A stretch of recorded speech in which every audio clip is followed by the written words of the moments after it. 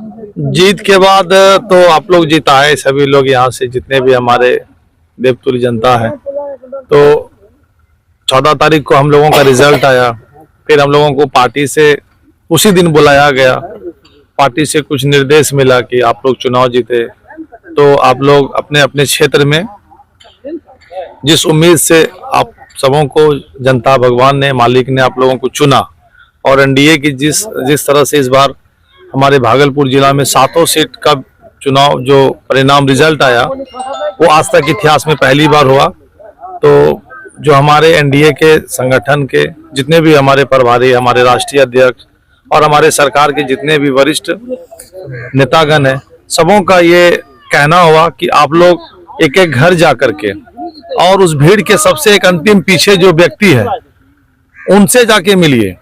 और उनको पूछिए कि आपको क्या दिक्कत है, और वहां से आप मदद के लिए स्टार्ट कीजिए। तो ये हम लोगों को निर्देश दिया गया है। तो हम लोग अभी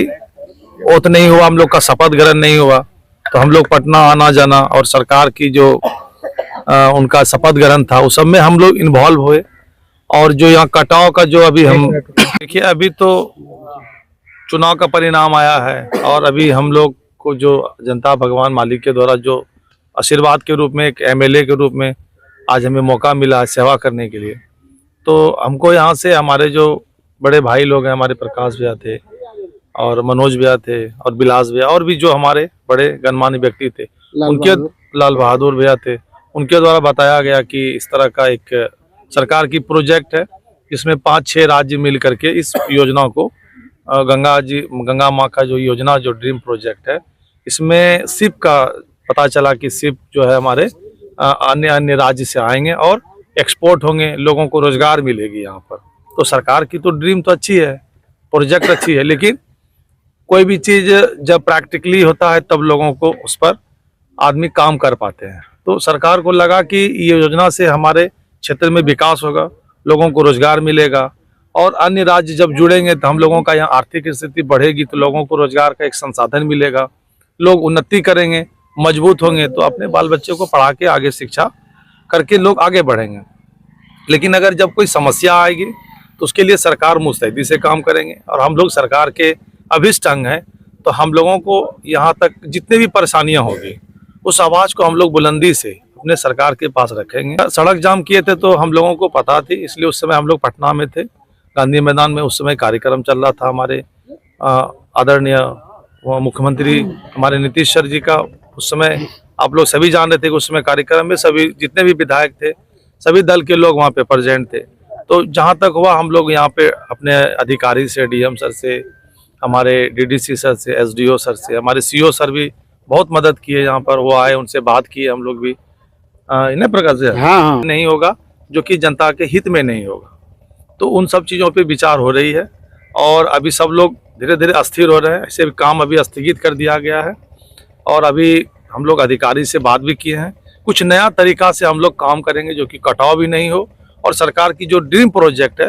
वो काम हम लोगों के लिए है। सरकार जो भी कार्य लाते हैं वो जनता के लिए है, तो हम लोग उस कार्य को बेहतर रूप देने के लिए, ताकि हमें उस कार्य से क्षति नहीं हो, लाभ हो और लाभ के साथ साथ लोगों का बचाव हो, तो उस चीज़ों को हम लोग मुस्तैदी से रखेंगे। और निश्चित रूप से जैसे अभी एनडीए की सरकार है तो हम जरूर आश्वासन देंगे, विश्वास दिलाना चाहेंगे कि अभी जैसे राज्य में सरकार है, केंद्र में सरकार है, अब इस तरह का अगर व्यवस्था है, अगर इसमें भी जनता खुश नहीं रहेंगे तो फिर कब खुश रहेंगे। तो हम जरूर आप लोगों को विश्वास दिलाते हैं, आशा दिलाते हैं कि आप लोग पूरा विश्वास रखें, भरोसा रखें। जिस तरह से आप लोगों ने एक एक वोट देकर के इतना भारी बहुमत से भागलपुर जिले में पूरे एनडीए की सरकार को मजबूत करने के लिए 7 सीट जीता है, तो निश्चित रूप से हम ही सभी जितने भागलपुर में जितने भी विधायक हैं, सभी लोग, ऐसा नहीं कि हम नाथनगर में ही विकास करेंगे। अगर कोई ऐसा मौका मिले हमारे, अगर नाथनगर से भागलपुर की जनता को मेरे द्वारा कुछ जानकारियां कुछ प्राप्त हो सके, लाभ मिल सके, तो हम वहां भी करेंगे। वहां के विधायक है तो हमारे यहाँ भी मदद, यानी सबको मिलजुल के एक अच्छा समाज को मजबूती देने के लिए एनडीए सरकार की तरफ से हम लोग हर क्षेत्र में काम करेंगे और हर दिशा में हम लोग घूम घूम के काम करेंगे और एक एक घर जा करके उनकी समस्याओं को सुन करके जो भी समस्या होगी सरकार को जरूर उस समस्या को अवगत कराने का हम लोग काम करेंगे। ये हम लोगों की लक्ष्य है और आज मेरा पहला दौरा है जो हमने गंगा माँ का दर्शन के लिए आया है, तो मैं आप लोग को जरूर ये आश्वासन विश्वास देना चाहूँगा कि गंगा माँ की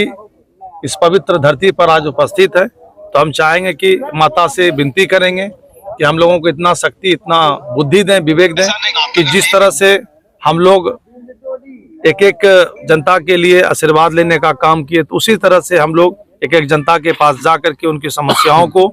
सुन करके समाधान करने का काम करें। ये हमें बुद्धि विवेक दे, ताकि हमारे अंदर या मेरे में कोई अहंकार नहीं हो, कोई पद का कोई घमंड नहीं हो। ये आप लोगों को हम विश्वास दिलाते हैं कि माता हम लोगों का जरूर कार्य पूरा करें।